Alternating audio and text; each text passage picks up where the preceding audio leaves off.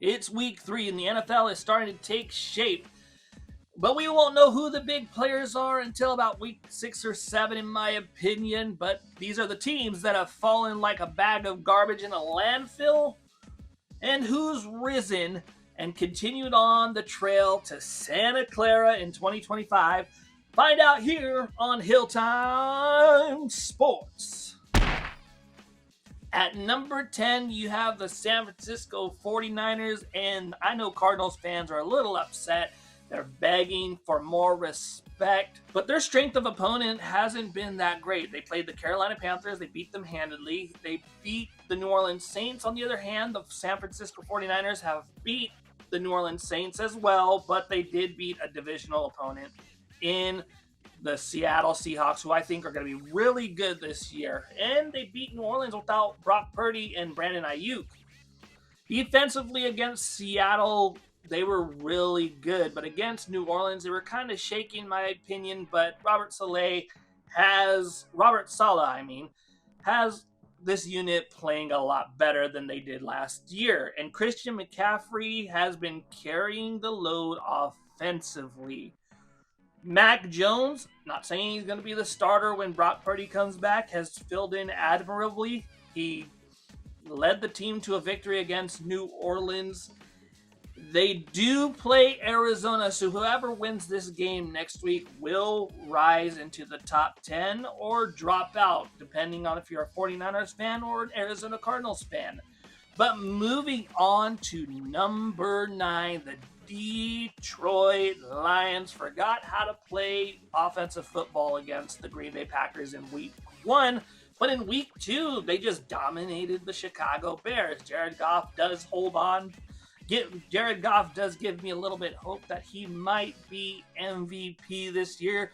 Very slim, but it's still there. I'm still holding on. Amon-Ra St. Brown had 3 touchdowns. The running game looked really good defensively. They played a lot better against the Bears. They got to play Baltimore this week, and it's going to be one heck of a game. I'm looking forward to it. But moving on to number 8, the Denver Broncos. And they were a leverage penalty away from being 2-0. Their defense was up in week 1. And week 2, they were down. And offensively, it was the opposite. Down in week 1, up in week 2. The injury to Patrick Surtain does hurt this team. He wasn't playing as well as he could. I think he hurt his ankle or something. But to be honest, I still think this team is really good, and they're going to figure out their identity, how to play against better opponents. The Colts are not a great opponent, but I digress. The Titans are pretty bad as well. We'll see what happens in week 3 when they have to play the Los Angeles Chargers, who are the best team in the AFC West. Will they be able to supplant them? Let me know in the comments. But for number 7, the Washington Commanders had a promising start against the New York Giants, held them to 6 points, and then that all went out the window against the Green Bay Packers, who are one of the best teams in the NFL. Jaden Daniels was injured in Green Bay. He didn't look like himself, wasn't running around as much. There was a lot of pressure. He did have a couple of touchdowns. Zach Ertz had one of them, but that was late in the game when the game, I think, was already decided.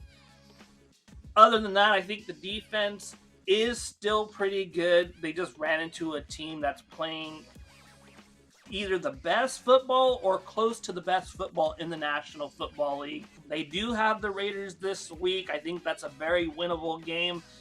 If they lose that game, then they will drop out of the top 10, because I just don't see the Raiders being contenders for the AFC West, and losing that will be pretty bad. But at number 6, you got the Los Angeles Rams, and their strength of schedule hasn't been that great. So I can't put them any higher than number 6. Beating up on 2 AFC South opponents is just not a winning recipe. Now, they took the offensive line of the Texans, who is basically non-existent, and beat up on them. And then in week 2, they beat up on a team without any receivers that can catch the ball for Cam Ward, the Tennessee Titans. Defensively, I thought this team was really good both weeks. We'll see how they do when the season ramps up against Philadelphia this week. EPA, they're top 5 Devontae Adams played a lot better this week, had a touchdown and over 100 yards. They got to play the Eagles this week. It's going to be a huge matchup because they played in the divisional round, and whoever wins this is going to show themselves to be the real contenders in the NFC. I still think the Eagles are contenders. I'll get to them later. But at number 5, the cream of the crop, at this point, the Baltimore Ravens are 1-1, yes, but they played great against the Buffalo Bills all for about 4 minutes of the game. They should have won that game. Things happen, you move on. Then they put 40 points up again against the Cleveland Browns. And yes, it's the Cleveland Browns, but Lamar Jackson has shown why he is one of the best quarterbacks in the NFL, shedding the label that he is a running back. He is not a running back. He is one of the best quarterbacks in this era of football. Defensively, they played a lot better, only allowing 17 points. It is the Browns, I get it. But the Browns' defense is really good, and they dropped 40 points on them. They are in the middle. They are middle of the pack in defensive EPA. They got to tighten that up a bit. I know the 40 points was a big deal. But I still see them as contenders. This week, they got to play the Lions. They can move up or they can move out of the top 10 if they lose. It just depends on what happens this week. But at number 4, the Los Angeles Chargers. They would be a top 3 team had it been for them not having a running game. Justin Herbert has led the team in rushing in both games against the Chiefs and against the Raiders. What does make them stand out is that they beat 2 divisional opponents in week 1 and week 2, dismantled the Raiders, and made Geno Smith look like Ray Charles out there, couldn't see double coverage. And then against the Chiefs, they won on a last-second run, scramble, slide, whatever you want to call it, with Justin Herbert. They've been good defensively and offensively despite not having a very good running game. If they can pick that up, they'll do a lot better. They'll be a lot better, and they can move up to number 2, number 3. It just all depends on what they are.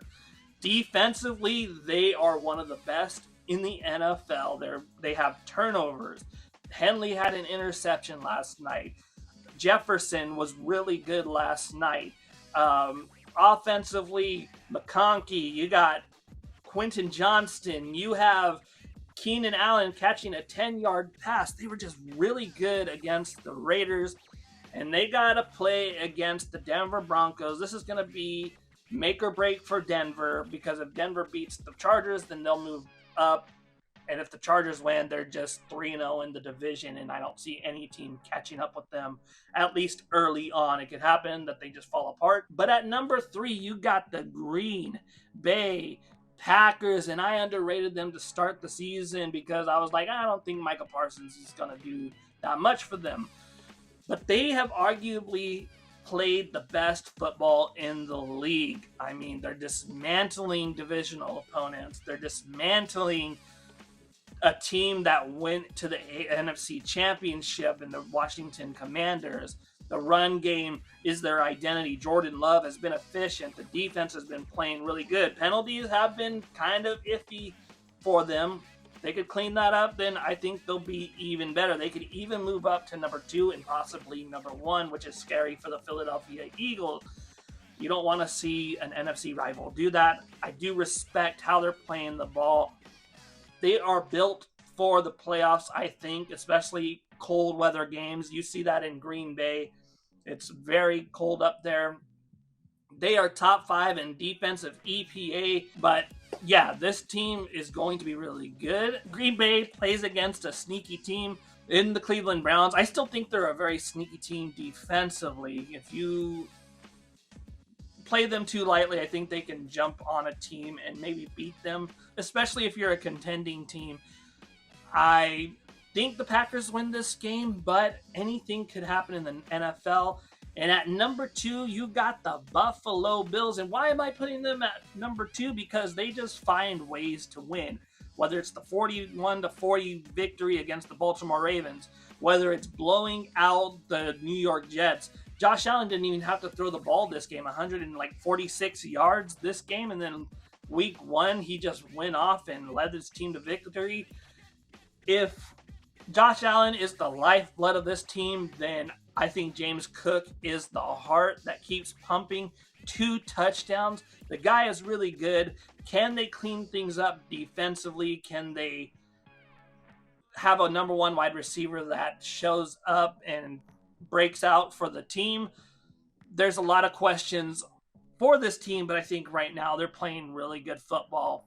I think sometimes it's better to find ways to win, face adversity early on, and then as the season goes on, you click and find out what works, what doesn't work, rather than, steamrolling opponents. I think with the Eagles last year, they had to fight through adversity, which made them a stronger team. And, they do play the Dolphins, and the Dolphins are a wild card team. I don't know how good they are. If they lose this, I really think they're done. Mike McDaniel will probably be fired very soon.